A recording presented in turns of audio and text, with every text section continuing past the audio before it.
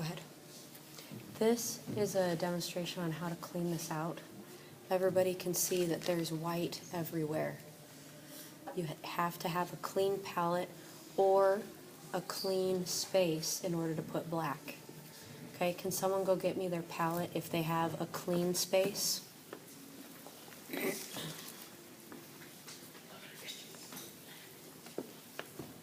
This one is just fine to add black to.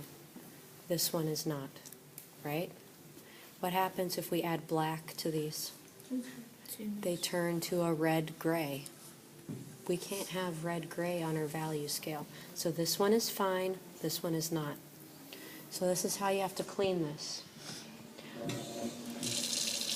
Have a slow stream, not a fast stream. Okay, back up for a second. Back up, back up. This is what happens if you put this down in here and you turn the water on. What do you think is going to happen? It's going to start splattering and it might get you. Okay? Does that make sense? Okay, come closer. Also hold this at an angle. Use this as a washcloth. It comes right out. Everybody see how I'm doing that? Then you dry it. Throw this away without it dripping all over. So squeeze the water out, then throw it away.